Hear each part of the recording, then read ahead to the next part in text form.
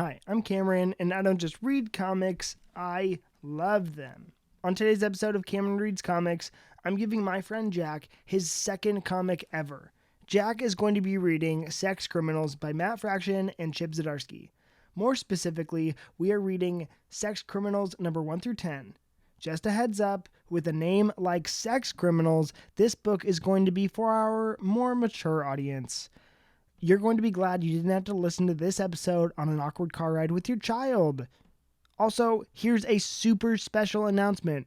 My other friend Jack and I have started a brand new podcast called A Worthless Film Podcast, where the films aren't worthless, just our opinions are. In anticipation for the release of Zack Snyder's Justice League, we are going through the entire DC Snyderverse, Man of Steel, Batman v Superman, Suicide Squad, and finishing off with the 4-hour Justice League film. Make sure to check that out. Just a warning, we are going into full and complete spoilers for the first 10 issues of Sex Criminals. Remember to follow me on Instagram, Twitter, and YouTube at Cameron Reads Comics, and make sure to clobber the like and subscribe buttons, as well as leave me a 5-star rating and review on iTunes. Now, here is your episode on Sex Criminals.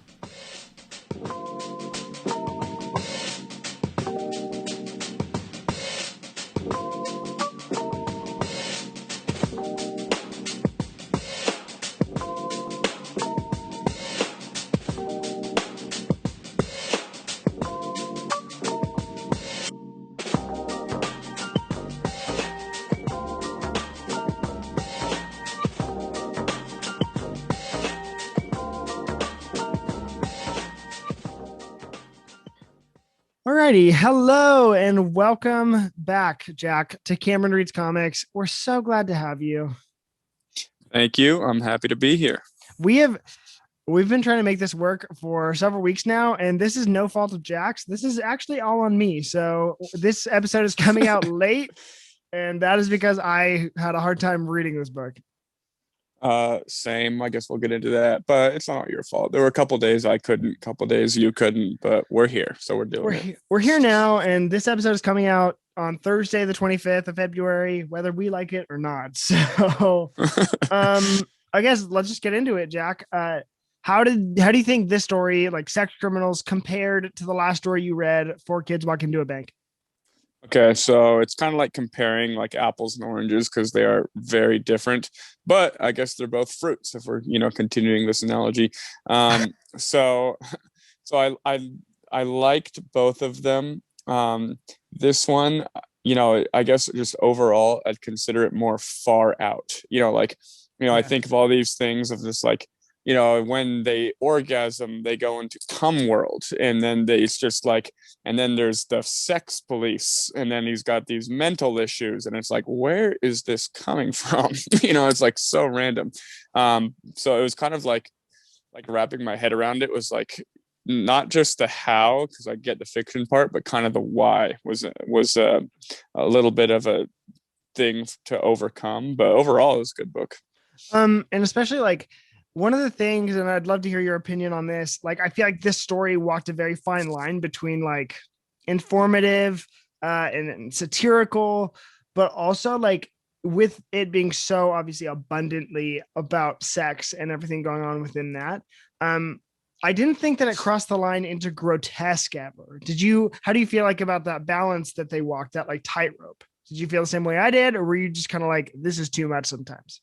Yeah, no, it definitely wasn't too much, so I'd agree with you there. I mean, it's definitely not a kid's book.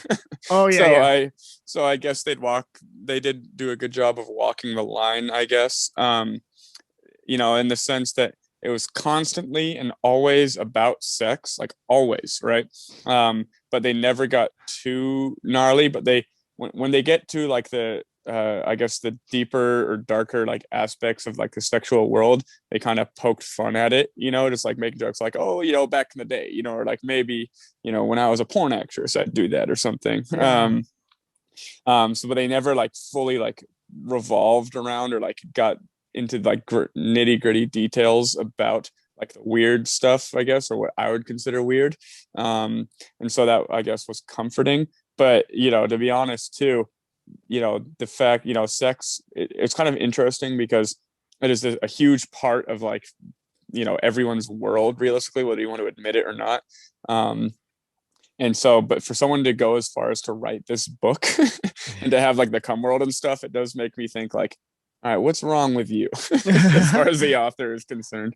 Oh, I think this is actually one of the bigger reasons I chose this book too, is because that is one of my favorite creative teams. Individually, they're actually both incredible writers. For my fans, I highly implore you to check out Matt Fraction's Jimmy Olsen run on Superman. He did like a Jimmy Olsen's always been like a quirky Superman character, always kind of like there's a whole Silver Age 60s run of Superman sidekick just being like, okay, the title was called Superman's pal Jimmy Olsen, and he'd literally just like, oh, here's a random potion in a laboratory, let me just take it, and he'd like notoriously turn into some kind of like lizard monster destroying the city, and then Superman would have to like stop that. And they recently came out with the book kind of like paying homage to that like quirkiness, and I think we see those tones that he implemented in that book in something like this text. And so I really love him. And then Chip Zdarsky is the guy who does the art on this book, and he is right now like one of my all-time current favorite comic writers, because he is just so well-rounded, and I think his art is really beautiful. And I think what surprised me most about this book upon my second reading of it was when like us seeing their use of like the reality within this book, and I guess ramifications of everything. Like I really, just to go off on another track, like how'd you feel about John's like ADHD, comorbidity, and then like anxiety, depression? Because I thought for a book that was one of the most creative things that I've ever read, I just think, you can't think this stuff up. Like this is just crazy. All the things that are going on. And Yeah. then it just goes into this really gnarly grounded place where John's like, oh yeah, I'm cripplingly depressed. And then they even just paint him like black and white. Like, how'd you feel about that? Yeah, so that was definitely like something I was thinking about throughout the book. And I think you just hit the nail on the head in those words that you just said. That was, you can't make this stuff up, right? So I Yeah. like it. It was so like oddly specific and like deep and personal and touching that it makes me think like, I don't know who the hell these artists are, but it's if it's not the artists that deal with this, it's someone they know. Like I really do feel strongly that that is the case because of how specific it is. And I think it's a good thing, actually. I think it's one of the better parts of the book because, what you want in like literature, like, I don't know, or books like this, I think, or one of the things you want at least is relatability or just vulnerability. And it kind of opens up, so it doesn't really matter how you tap into that. I think that's how this guy, I don't even know the author's name, but that's how he tapped into to that, because everyone, it's not just like you said, like a Superman where just Yeah. six pack, ripped chest, just save the day, smile. It's like there's like this darker, like a real life side, the mental health thing, which is this huge problem, right? And so everyone knows someone that's dealing with that, or it's just like it kind of makes it more real, which I liked, actually. Yeah. I thought that whole arc with John, like, was so fascinating, and it made him such a more like sympathetic character. That's like, oh, he's like dealing with stuff, and like at first it was quirky, him like taking a shit in his boss's planter. You know what I mean? It's like, oh, like, I mean, respect the hustle. yeah, I'm like, dang, respect the schedule too. And so he'd like do that, and then he'd go, like, it's like, oh, that's kind of weird, but like people have had situations where they dislike their boss, and so it's like people can relate to that. And then to see that being like a symptom of a larger issue that they lean into was so good. And like also the way that they kind of switch perspectives between what's going on with her and what's going on with him, I thought was really, really great. Yeah, and then it was like interesting to see how that worked because they both have this weird thing of like the cum world, or what I can't remember what she calls it. The quiet. The quiet, yeah, which is much more PG and feminine. um, but It's interesting, so it's like the question is that they have this crazy thing in common, right? But are they a good couple? Are they compatible? So the first issue is, okay, you got to take away the quiet or the calm world because that's not everything, right? Although that is this crazy thing. And the second issue is John's like mental health issues that cause problems in relationships. You kind of need to look past those two things if you want to figure out if they are a good couple or not. And to be honest, my answer is I don't know. So I don't know if you have any opinions on that. Whether or not they're a good couple. I just thought that I like how, they went through the stages of a relationship within this story. And like that actually kind of leads up, spoiler, I'll ask you next, but like it leads up to my favorite moment in the text where it's like, sometimes in a relationship you feel like you're falling in love, and everything's roses. And then you guys, or everyone, you'll grow apart in a way. And it's like, wait, like are the feelings still mutual? Like, do they still love me? Do we still have the affection for one another? And then right as they were starting to feel normal again and reunited, the library gets demolished, which is, really the thing that brought them together in the first place. And it's like, how are we going to resolve this issue? And so I thought that entire sequence of her, like almost like going out with the friend and then kind of third wheeling, and then John kind of being able to be a functioning human again, kind of get past his inner demons. And then they were starting to literally hold hands. Boom, library. I was like, oh, I just thought that was such a good sequence. And so really going back to, I guess, what your question was to me. Yeah.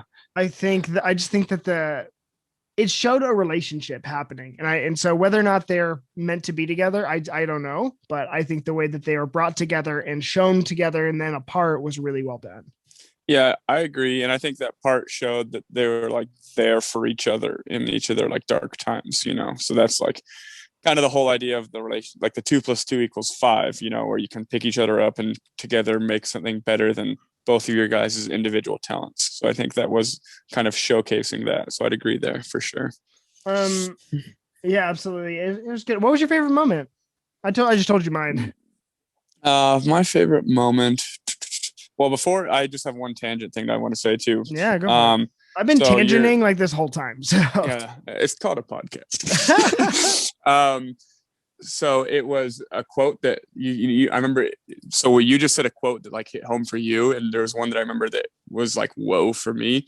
It was something about, I can't remember. I think it was Susie that was saying it, and it was like, I don't want to just like be in my 20s and then just all of a sudden I'm in my 30s, and I'm still here, and it was kind of like a whoa. And like I I like, to be honest, I like turned the page. I like called my girlfriend. I was like, we got to travel. we got to do something, because it totally like hit home, where it's like, I don't know, it was like just the monotony of working, and and just as like we are young and in the best shape of our lives. That's a very relatable thing, at least for me being 25. So that was just one quote that kind of stuck out to me, and I was like, whoa. Yeah. But yeah. I'll go. No, what was your tangent? Oh, that was my tangent. That was the tangent? Yeah, because I don't know if that was my favorite moment. That was just one that stuck out. Yeah. And then as far as my favorite moment goes, I don't know. I liked when John beat up the guy with the dildo. That was pretty funny. Yeah, it's like I like that they lean, this book, while being super serious, it also didn't take itself too seriously, which was, again, like they're walking a tightrope. And I just thought it shows the power and like the capability of the storytellers to be able to, thread that needle and like walk that line very nicely, but also not take themselves so seriously. Like the cliffhanger. Wait, you told me that the book ended on a cliffhanger, and I don't know what the cliffhanger was. Dude, are you kidding me? So I don't know if you read. I just read volume 1, but then Yeah, so I you was read like, issues 1 through 10. yeah. So then I was like thinking like, all right, they're gonna confront the sex police, like they're gonna have a big battle or whatever. And I was like, all right, hell yeah. And then it just ended, and I was like, you son of a bitch.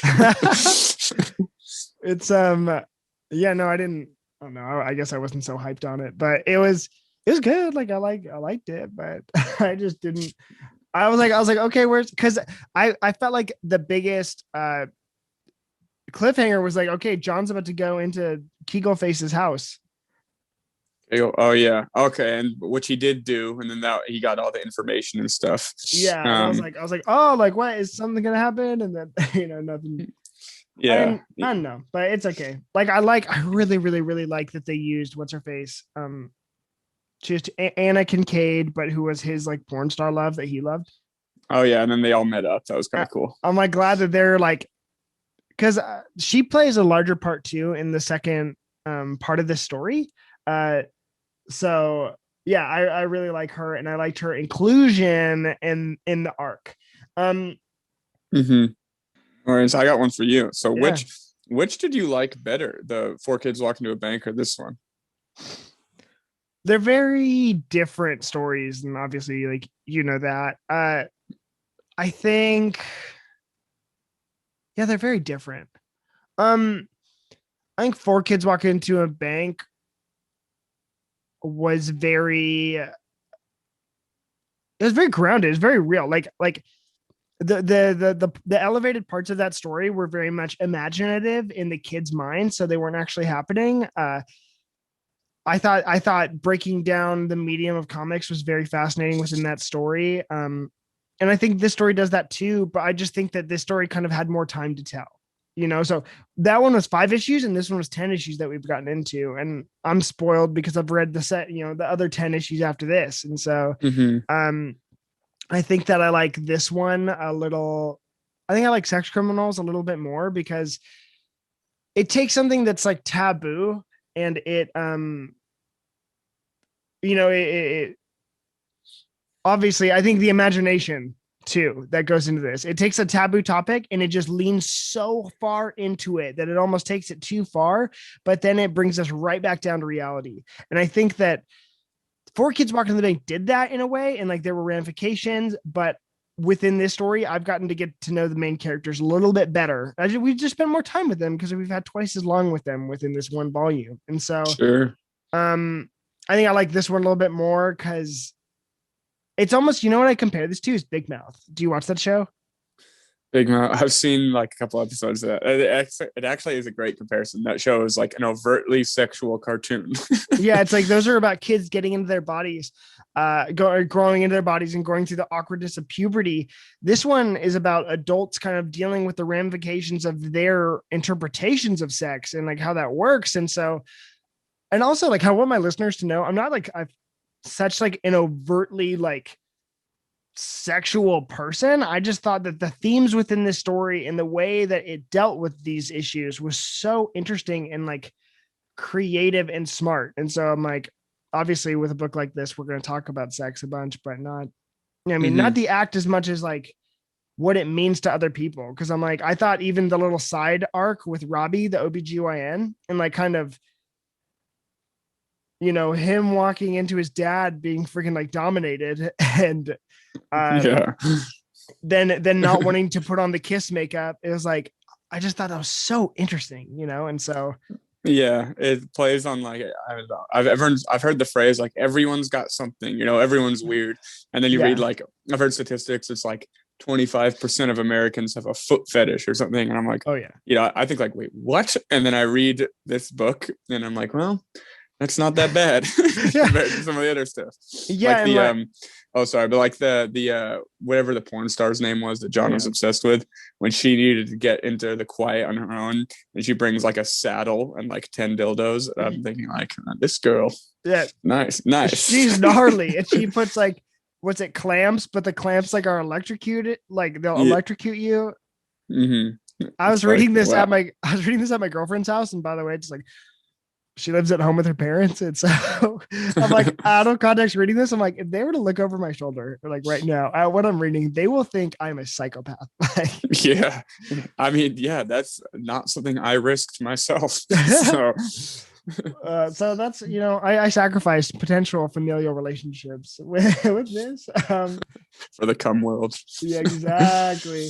Um, how'd you feel about the sex police and like their what they had going on? So that's something I struggled with a little bit, just kind of understanding why, right? Because they get into like, you know, they need to govern this body, right? These people, because we don't know how many people can go into the quiet. We don't know really anything about it, other than it stops time, and you can potentially do things like rob banks. So then their idea is, all right, let's just govern this so people don't discover us, right?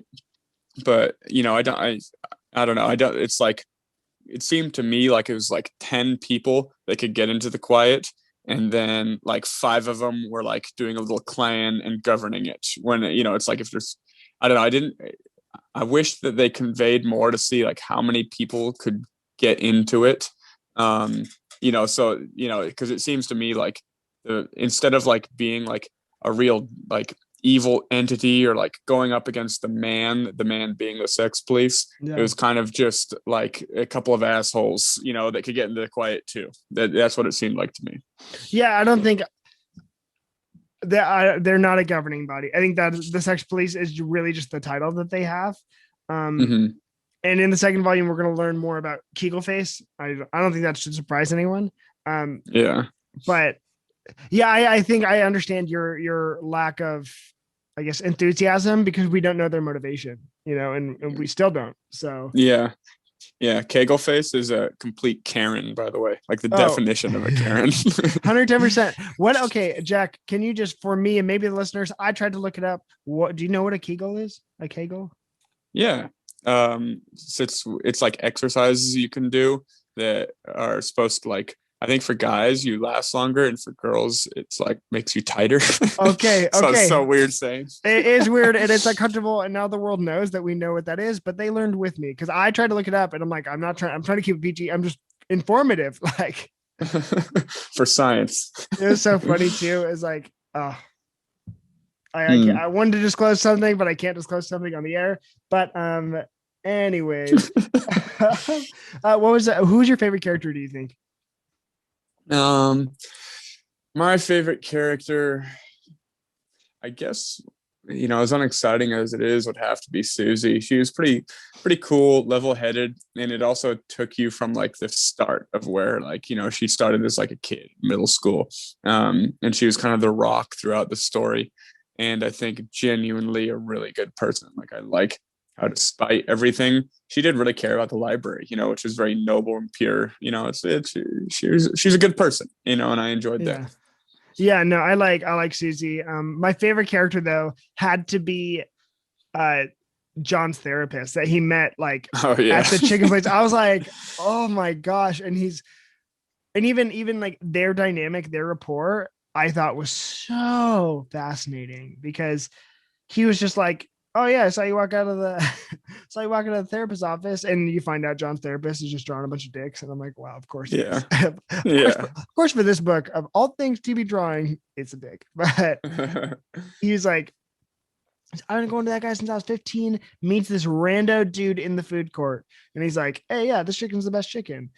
But you also looked like, you're coming out of therapy and you're going to yell in here, or you were going to shoot up the place. So I was just suspicious. And I was like, dang, bro. Yeah. And It's then like, ouch. it was. And John's like, I don't disagree.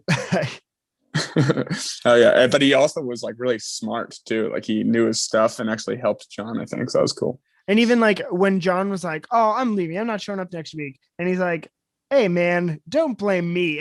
Like, Yeah. I just liked that dynamic and that rapport. I think that character was kind of very necessary because at some point we just wanted to get John and just like shake him. Yeah. Yeah. What was the part? Because then that therapist also talked to Kegelface. I didn't really understand that.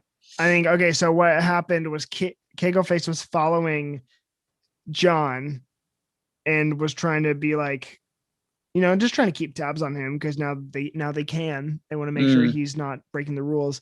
Um, she was following him, but like, what am I trying to say? She followed him into the office, and so I think to try and get dirt on what's going on with John, or like have any sort of leverage, she was trying to figure out the therapist. You know what I mean? And then yeah. she's trying to use her abilities to get to the therapist. You're going to find out more about that in volume 2. Okay. Sounds good. Yeah. It That, seemed like she just approached him to get dirt, like on John or whatever he was doing or talking yeah, about. exactly. But yeah, no, I like the therapist, and I like the supporting cast within this story too. I really want to see more of Robert and like what he's got going on, and I like the dynamic that him and Susie's roommate have started. Yeah, no, Susie's roommate was also cool too. She was like a very independent, like a gal's gal. Yeah, absolutely. Okay, wait. Um, what what would you rate this story out of 10, do you think, compared to the last one? Okay. Well, complete transparency. I liked Four Kids Walking to a Bank a lot, so I did like that one a little better, I think. Cool. Um, this movie or this comic rather, I'd give it like a 7. Like it was solid. My only honest critique of it was like it was so out there Yeah. that I had to ask why. Like I didn't really understand like like I respect that it's writing and you can do whatever you want, right? But it's like like I really want to like see this like a podcast with the guy who wrote this, and like what's he Oh all my about? dude, Matt Fraction's super cool. You should really, I'll forward you Chip Zdarsky. He has a newsletter and he is so quirky funny, man. Like I I'll send bet. I'll send it to you because it's literally so good.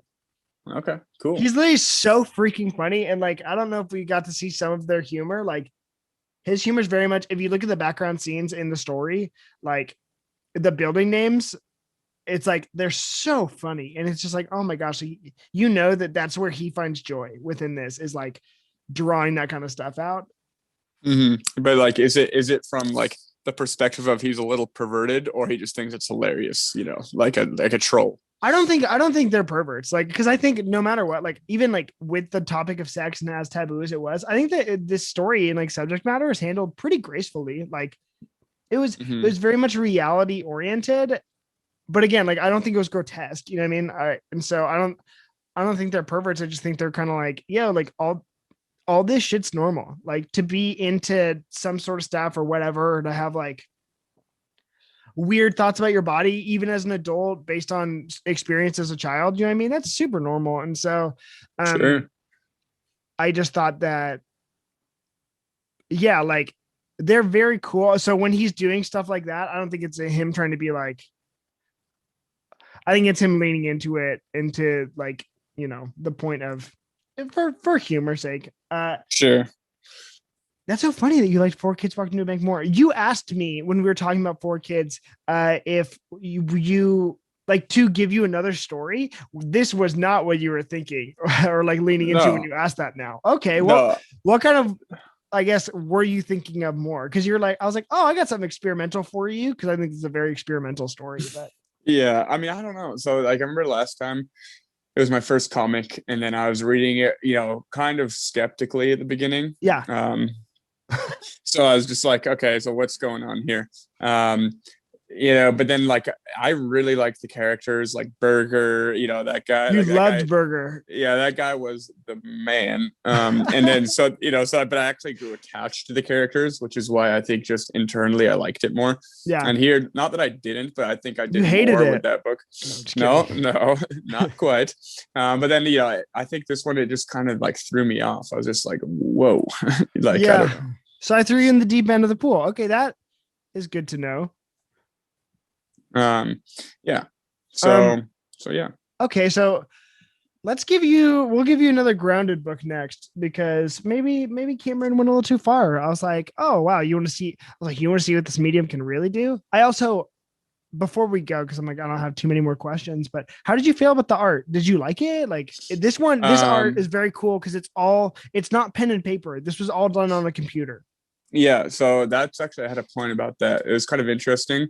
Um, so like at the beginning of the book, I like at first I was like, wait, is she in Come World? Because you had told me they go to like a different world when she finishes or whatever.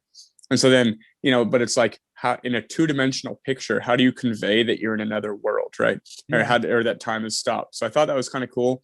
And it took like like reading 2 pages and then like I think this is it. And then going back like a couple pages to confirm. Then once I got it, I was like, okay, they do a good job conveying this. And then overall the art was good, detailed and kind of like a little bit of a troll, little jokes that they'd throw in. It was very funny. I like the minimal line work, and then I think it was really, really, really cool how the page laid out, how the panels, like it would just be straight black. Like when they were fighting, when they were arguing, I thought the panels, I was like, "Ooh, John, that was too far. Oh, you don't mean what you're saying." And like the black with just the white text on it, I thought was really cool. I decided I really like that with my storytelling, Hmm. especially in comics, because that's not something you could do on film. You know? Yeah, no, for sure. Yeah, no. So the artist, yeah, that I would say that was arguably the best part of this was like the visual display, as far as like from a reader's perspective. Yeah, absolutely. I think obviously I agree. And then I just freaking these two writers, I think I like their style and just like their storytelling capabilities in general. And so to see something like this and to watch them do that, I was like, I really liked it. So Hmm. I think I was always gonna be prompted to be a fan. So okay, if you were to get another book then, because maybe Jack will sit out of volume 2. Um Maybe. I'm like, oh, it's not sounding like you gave it a 7, but if you really um, want it, we don't have to record on it. I'll gladly give it to you. Um, if you were to lean, would you want to do more grounded stories? Would you want to do something? Because even if I was to say like leveled up, it wouldn't go in this direction. I wouldn't give you more, I guess, fantastical stories. Maybe more like superhero or whatever. Would you be? Where do you think you'd fall in that spectrum? uh, so I don't know, and I hate to say this, but it's like one of those answers where I think I'm smart enough to say I have no idea, right? 'Cause I've only read two comics. I'm like, you're And, basically a professional now. yeah. What I just realized when you asked me that was, I think four kids walk into a bank. What I liked about that was I think, had more like jokes and humor. Like they were throwing in, like they were like very like satirical and like kind of making fun of themselves. Like I Yeah. like that stuff a lot.